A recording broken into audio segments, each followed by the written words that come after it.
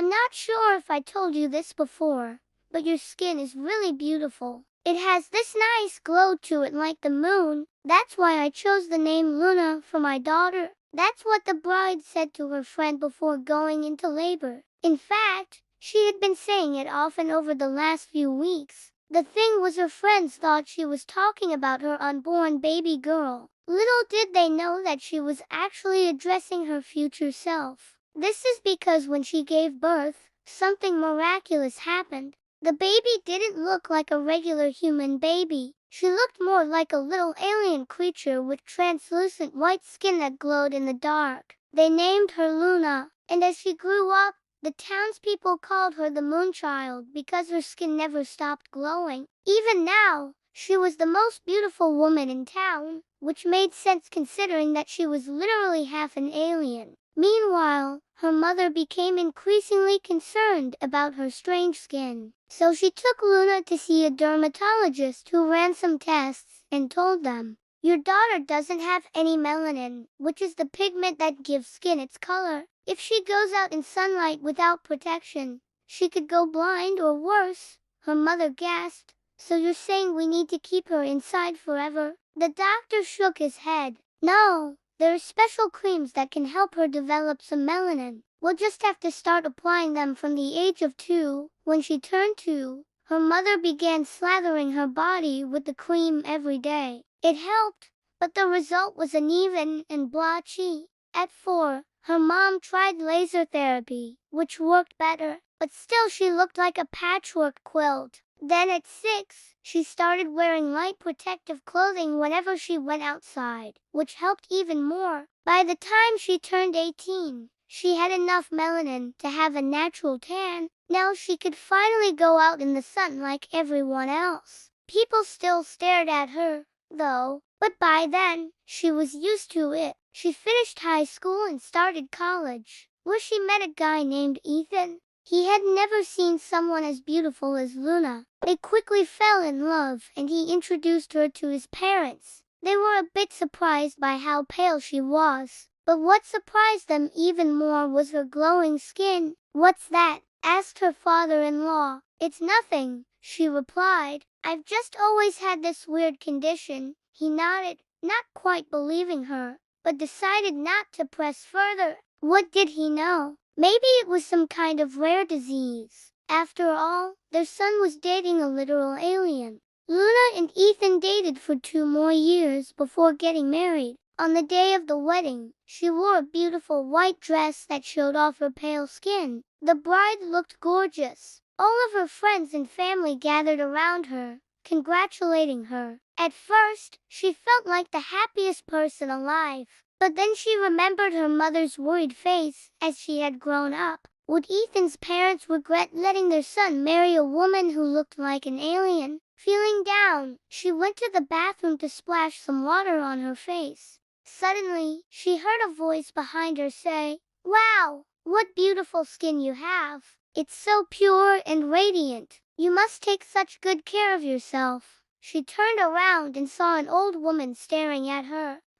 Thanks," she replied awkwardly. "You're welcome, dear," the old woman said with a smile. "In fact, I've never seen anyone as pretty as you. Your skin is simply breathtaking." Luna didn't know what to say. She had never received such a compliment before. The old woman walked closer to her and whispered, "You're indeed the Moonchild, aren't you?" "I knew it. I could feel it in my bones." Luna gasped. "How do you know about me?" The old woman put a finger to her lips. "Let's just say I have my sources. Listen, child, I am very old and may pass away soon. I want you to take over my job when I'm gone." "What job?" "Being a fairy godmother, of course," she said with a wink. "You would make an excellent one. All you need to do is grant wishes to those who deserve it. In return, they will have to give you something precious, like a lock of hair or a fingernail." "But I don't know any magic," Luna said. "That's not important. You don't need magic to be a fairy godmother. You just need a kind heart and a willingness to help others."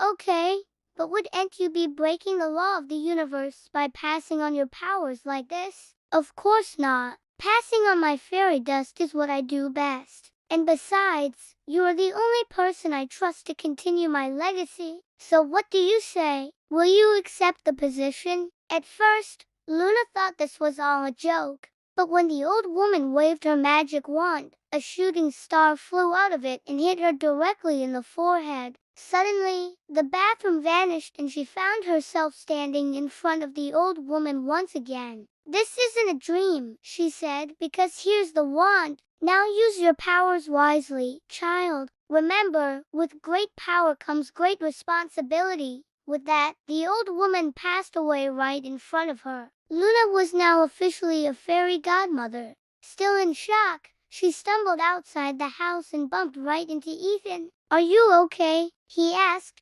noticing her pale skin. "Yeah, I'm fine," she lied. What she was feeling wasn't fine at all. She was scared, confused, and completely overwhelmed. All she wanted to do was go home and hide under her blanket. But then she remembered what the old woman had said. She was now in charge of granting wishes. So instead, she said, "Actually, I need to talk to you about something really important." They sat down on a nearby bench and she told him about the moon people and her strange skin. At first, he looked a little freaked out, but then he pulled her close and said, "As long as it's not contagious, I don't care what you look like. You are still the most beautiful woman in the world to me." She blushed and hugged him back. Suddenly, a wish popped into her head. "Oh, Ethan, I wish I could share my skin with you so you could understand what it is like to be different." He looked at her confused. "Why would I want to do that? Are you crazy?" She frowned. Never mind then. But deep down, she couldn't help but agree with him. She was crazy. A crazy alien who had just killed her own fairy godmother. All she wanted now was to disappear and become just another normal human being. Well, technically she was normal. Just kidding. She wasn't. She was far from it. But then she thought about what the old woman had said. Being a fairy godmother meant helping people and making their wishes come true. Did that mean she had to help herself too? Well, helping herself would also mean helping other moon people like her. She could help them accept themselves and their glowing skin. No more hiding in the shadows. No more shame. She looked back at Ethan and smiled. "Thank you for listening to me and accepting me for who I am. But I have to do this alone. I won't be needing your help." "Okay," he replied sadly. "Just promise me you'll be careful."